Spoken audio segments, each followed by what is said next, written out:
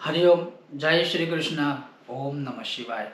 आज मैं आपको एक उत्तम, संक्षिप्त और उत्तम शिव पूजन या शिव जी को प्रिय कुछ ऐसा विषय बताऊंगा जिसके विषय में उपपुराण आदि में लिखा हुआ है। अब यहाँ पर दो चीज बताऊंगा। एक, शिव जी को अर्घ्य कैसे देना चाहिए और शिव जी को अर्घ्य देने से क्या फल प्राप्त होता है और क्या अर्घ्य दे, कौन सा द्रव्य या कौन सा हम सामग्री द्रव्य में उपयोग करके शिव जी को अर्घ्य दे सकते हैं। तो दो चीज बताऊंगा। पहला है कि जो कोई मनुष्य लिखा है अर्घ्यम पुष्पजलोपेतम यह शिवाय निवेदयेद सपूज्य सर्वलोकेषु शिव वन्मोदते चिरम।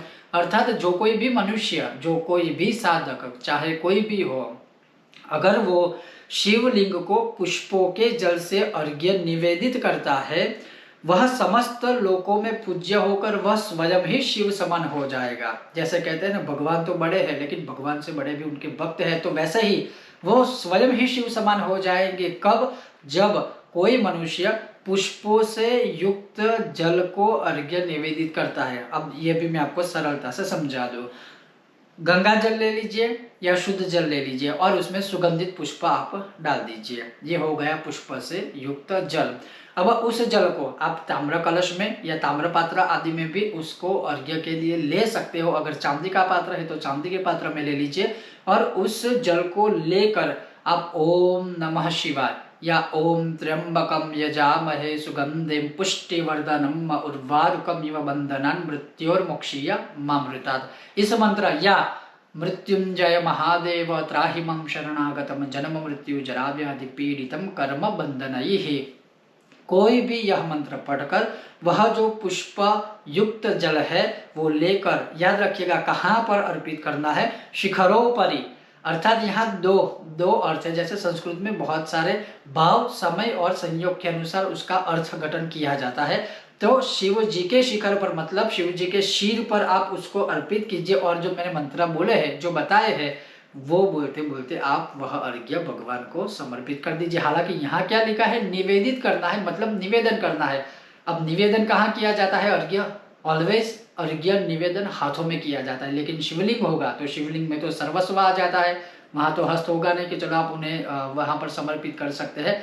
तो आप भगवान शिव के ऊपर ही जैसे उनके हस्तों में अर्घ्य दे रहे हैं, हस्त में अर्घ्य दे रहे हैं, उस भाव से जो मैंने मंत्र बोला उस मंत्रों से पुष्प जल युक्त जल ही, जल में पुष्प डाल दीजिए सुगंधित और फिर वह लेकर मंत्र जो मैंने बताया आपको वो बोलकर शिव जी को अर्पित आप अर्घ्य कर सकते हो। और अर्घ्य आप जब अर्पित करते हो मंत्र बोलने के बाद, जैसे मान लीजिए मैंने कलश लिया है और मैं कोई भी मंत्र बोल रहा हूँ, जैसे ओम नमः शिवाय, ये बोलकर मैंने पूरा वो जो जल है पुष्पयुक्त वो भगवान शिव को अर्पण कर दिया और उसके अंत में मुझे क्या बोलना है, अर्घ्यम निवेदयामि या अर्घ्यम समर्पयामि। बस इतना सा उपाय है और इतने उपाय मात्र से भगवान कहते हैं कि वह स्वयं शिव समान हो जाएगा शिव जी को प्रसन्न करने के लिए। इससे सरल, इससे सहज, इससे अच्छी सामग्री जो सरलता से मिल पाए और क्या हो सकती है।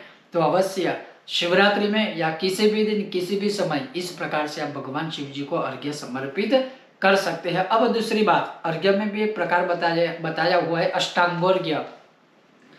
8 प्रकार के द्रव्य से अगर कोई शिव जी को अर्घ्य देता है तो वो 10,000 वर्षों तक रुद्रलोक में निवास करता है। वह 10,000 वर्षों तक स्वयं शिवलोक में, रुद्रलोक में निवास करता है और उसका प्रमाण भी है।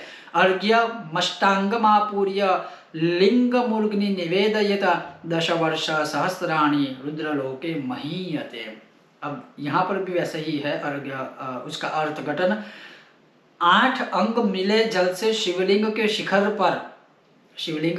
पर, यहाँ 2 अर्थ निकाल सकते हैं। जैसे मंदिर है तो मंदिर का ऊपर शिखर होता है, तो उस शिखर के ऊपर भी आप इसी प्रकार से अर्घ्य समर्पित कर सकते हो। लेकिन घर में ही शिवलिंग है तो क्या करेंगे, तो आपको शिखर मतलब शिवलिंग का जो ऊपर का जो भाग है, मूर्ग्नि, यहाँ पर मूर्ग्नि शब्द का भी प्रयोग किया हुआ है। तो वैसे यहाँ पर भी मूर्ग्नि कहा जाता है, यहाँ पर भी कहा जाता है, लेकिन जो पूरा शरीर ही शिवमय है तो यहाँ पर सिर के ऊपर, शिवलिंग के ऊपर मध्य भाग में इन 8 सामग्री से अगर आप अर्घ्य देते हो तो वह स्वयं 10,000 वर्षों तक रुद्रलोक में निवास करता है।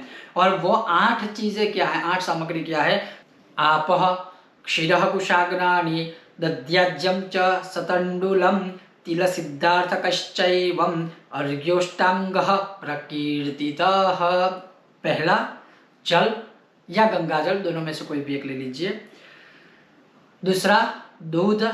तीसरा कुशाग्र। अब कुशाग्र मतलब उसे दरबाहा भी कहते हैं, कुशा भी कहते हैं। इसी विषय में विस्तार से बहुत सारे मैंने वीडियो बनाए हैं। अब देखिए यहाँ पर एक चीज याद रखिएगा, यहाँ कुशा नहीं बोला है, कुशाग्र।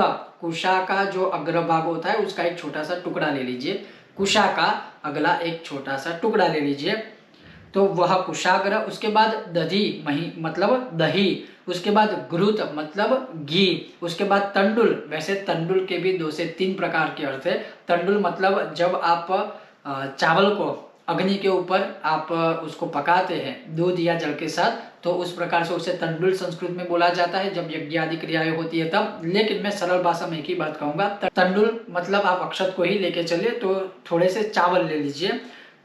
फिर तिल, सफेद या काले दोनों में से कोई भी एक तिल ले लीजिए। और 8वां जो अंग है वो है सरसों, जो पीले सरसों आते हैं वो। मतलब एक जल, दूसरा दूध, तीसरा कुशाग्र मतलब कुशा का अग्रभाग, चौथा दही, 5वां घी, छठा तंडुल मतलब अक्षत ले लीजिए, 7वां सफेद या काले तिल और 8वां पीले सरसों।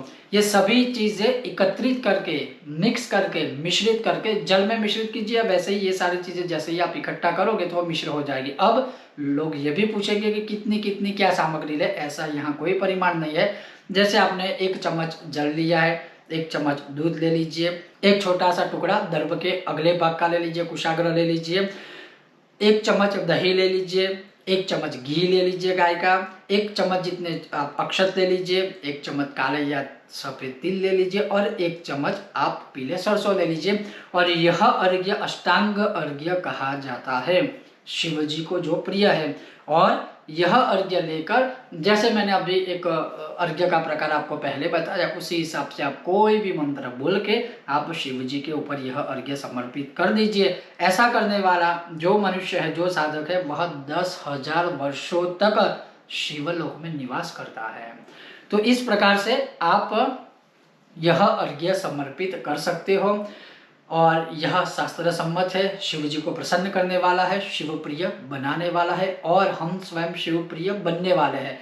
तो इतने सहज और सरल उपाय भगवान शिव को प्रसन्न करने के लिए शास्त्र में दिए हैं। लेकिन खास करके यही था कि अर्घ्य आप शिव जी को इस प्रकार से अर्पित या निवेदित कर सकते हो। ये था आज का विषय और वीडियो। आपको यह विषय वीडियो कैसा लगा अवश्य मुझे बताइएगा। अगर आपको यह विषय वीडियो पसंद आया हो तो बिना भूले किसी की भी आप राह मत देखिए, अभी के अभी चैनल को सब्सक्राइब कर दीजिए और वीडियो पसंद आए तो लाइक और शेयर करना मत भूलिएगा। आप सभी का बहुत बहुत हृदयपूर्वक धन्यवाद। जय श्री कृष्ण, ओम गणेश, ओम नमः शिवाय। सब स्वस्थ रहिए, मस्त रहिए, अपना और अपने परिवार का ध्यान रखिएगा। ओम गणेश।